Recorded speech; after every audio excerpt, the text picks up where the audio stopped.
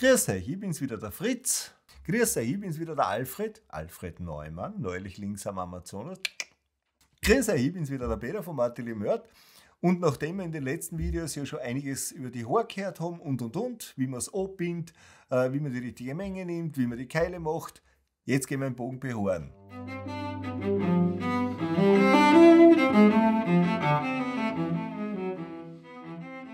Dazu müssen wir uns allerdings auf einen anderen Platz begeben.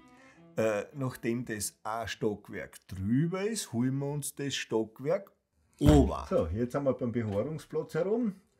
Das heißt, ich nehme die Haare, die wir schon angebunden haben, die wir schon eingegossen haben, ja, und lege jetzt einmal vorne den Kopf ein. Ja. Das geht genau so, indem man es schon so breiter macht. Das ist auch mit der Grund, warum wir das mit dem Zagel zusammengedruckt haben. Dann wird das einmal eingesetzt so. Also ohne die und der Kamera ist das besser gegangen. Wahrscheinlich bin ich schuld. Nein, ich kann es nicht sein. Ja, sowieso nicht. So, der Keil, den wir unten vorbereitet haben, den setzen wir jetzt ein da.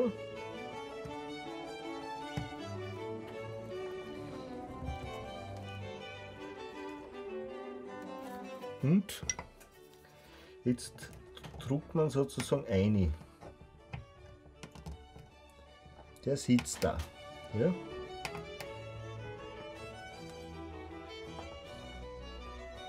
Dann zieht man da ein bisschen an, damit genau die Kräfte anfangen wirken. Ja? Wir gehen da her und schneiden da noch ganz wenig um.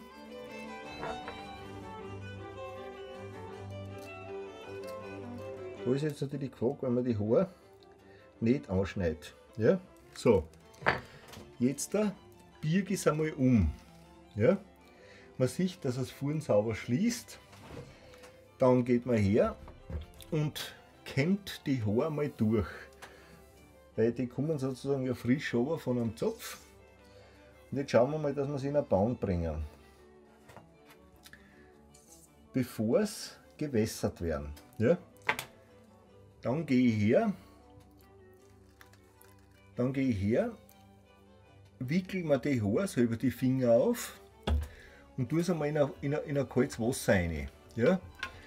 Und das sollte so viel sein, dass auf keinen Fall der Kopf oder die Haare zu knapp eintauchen, weil das zieht sich und die Feuchtigkeit rein und das könnte den Kopf beschädigen. Ja, das wollen wir nicht. Ja? Das braucht man jetzt auch nicht besonders lang einwacken, das ist gar nicht notwendig. Es geht nur darum, dass sie nass sind, weil du das viel besser frisieren kannst und kämmen kannst. Dann hole ich mir das raus, ja, und streife sozusagen das Wasser, was zu viel ist, an. Ja. Dann habe ich da so ein Zwingerl, das genau den Sinn hat, dass ich die Haare, wenn es den Spalter verlassen, im Prinzip niederdruck. Das hat den Sinn, dass die von da her keine ungleiche Länge aufweisen können. Ja? Okay? Das heißt, ich gehe her und schiebe das so auf. Jetzt bleibt mir während dem Behaaren erstens der Keil, der ja noch nicht wirklich auf Zug ist, und auch das Haarbandel ganz genau. Ja? Dann wird das Ganze mit so einem Hagel eingehängt. Das hat einfach den Sinn, dass es festgehalten wird, damit man es dann sozusagen frisieren kann gescheit. Ja? Weil ich es zuerst schon mal durchfrisiert habe, da tue ich mir natürlich nachher viel leichter, ja, wenn es nass sind, dass ich da ein Haarbandel habe, das in Ordnung ist. Ja? So, das passt. Jetzt wird einmal der Frosch aufgesetzt auf, damit ich weiß, wie lange ich die Haare anbinden muss. Ja? Den setze ich jetzt auf, so wie er nachher kehrt. Ja? Also nicht mittig von dem Weg, den er maximal machen kann? Nein, der muss ganz vorn sein. Ganz vorn. So, jetzt nehmen wir die Haare wieder her, kampel es nochmal durch, aber, und dort, wo die Zunge auffängt, ja, das ist genau der Punkt, da binde ich mir die Haare jetzt mit so einem Zwingerl an. Ja? Das hat den Sinn, dass ich es jetzt auf der Hinterseite problemlos föhnen kann, damit ich es anbinden kann zum Trocknen.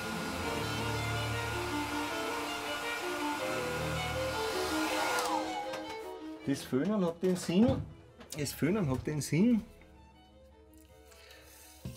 dass die Haare keine Feuchtigkeit in Frosch reinbringen, ja, und dass das Abbinden und auch dieses Verkleben wirklich funktioniert und hält. Ja.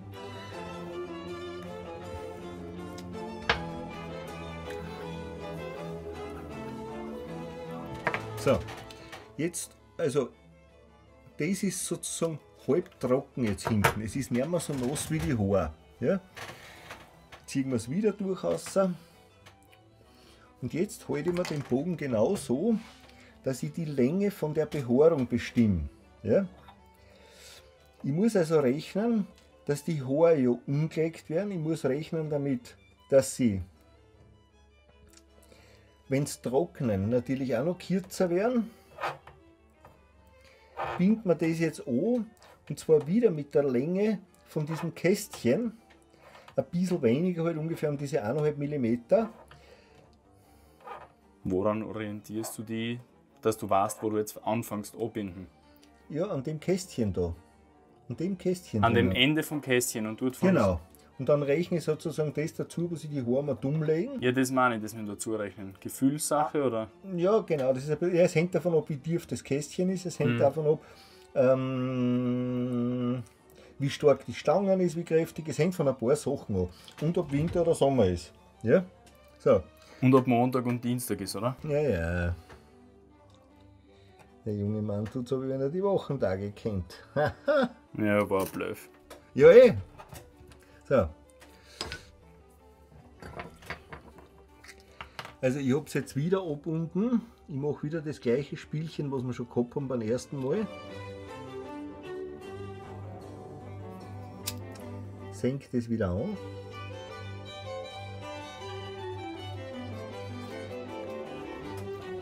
Jetzt kommt ein wichtiger Punkt, den sollte man nicht vergessen, nämlich genau den Froschring aufzutun, und zwar richtig.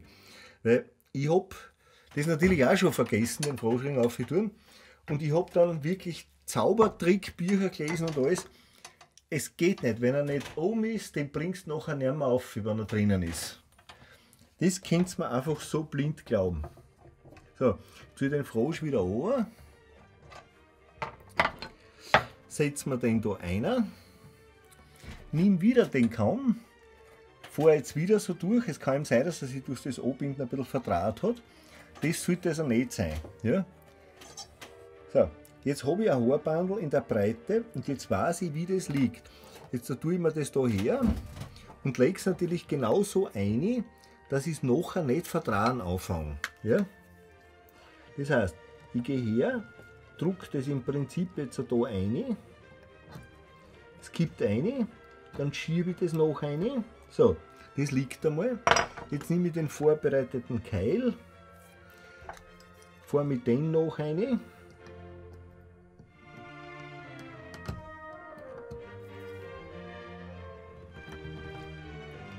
Und der sitzt da schon. Ja? So, Frosch kommt außer, nichts vertragen, gar nichts, genauso wie es ist.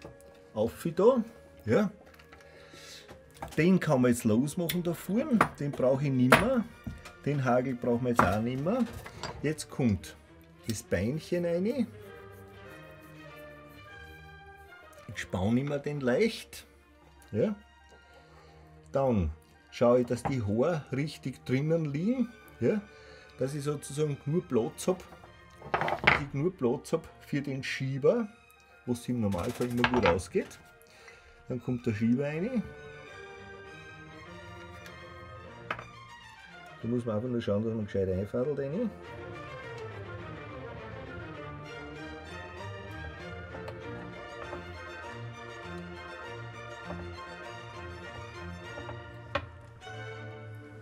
Ja, dann kommt der Froschring auf.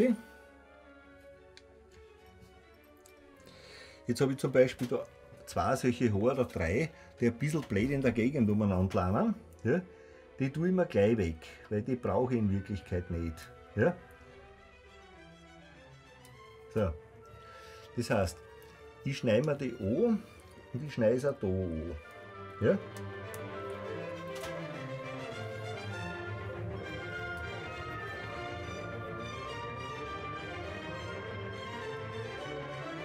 Okay, so.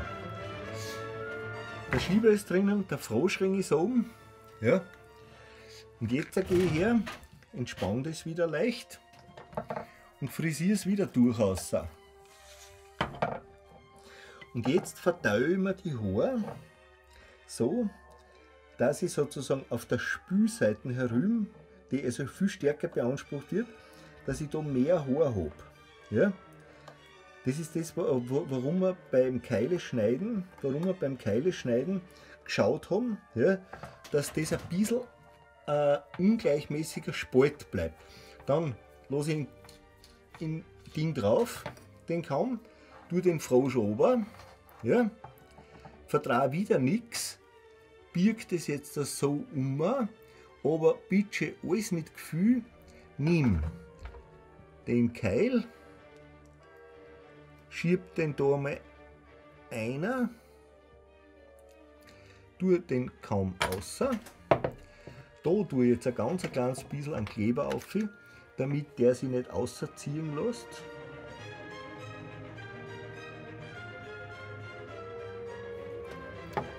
Und druck den Keil, der wird nicht eingehauen mit einem Hammer, das habe ich auch schon gesehen, druck den einer. So. Das ist in Wirklichkeit jetzt genau das, wie es ausschaut. Und jetzt setze ich das wieder ein. Ja.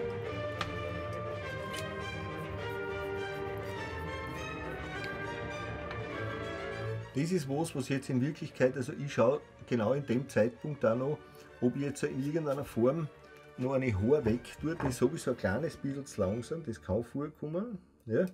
So, das ist zum Beispiel eins, das wegkommt.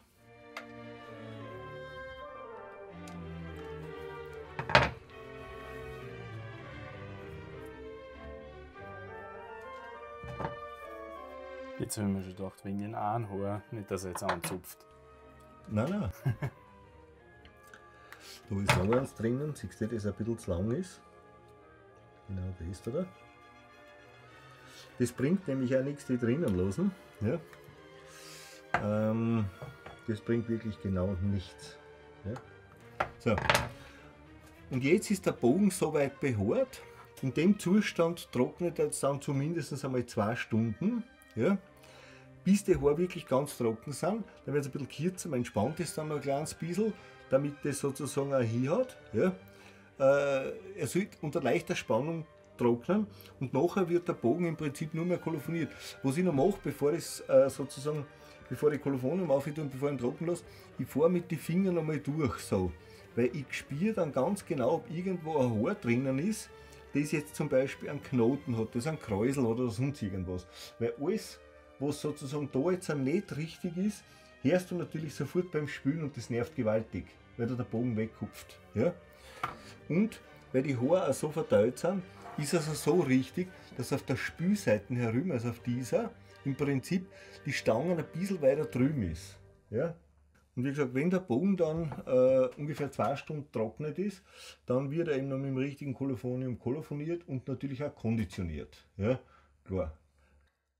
Ja, wie ihr gesehen habt, geht es relativ schnell. Fertig ist der Bogen, jetzt muss er noch trocknen und wird dann kolophoniert. Aber in Wirklichkeit war es das schon wieder für das heutige Video. Hat mich gefreut, dass ihr dabei wart und bis zum nächsten Video. Pfiat euch! Grüß euch! Beim Behaarungsplatz. Haare. Oh, nochmal jetzt, Depp. Mikro. Geht. Sieh ich grün. Ich hab's extra so draht, dass du es nicht siehst. Ich sehe es in der Flasche bei dir. So ein Schrei, achso, so ein Schrei ist dem immer so.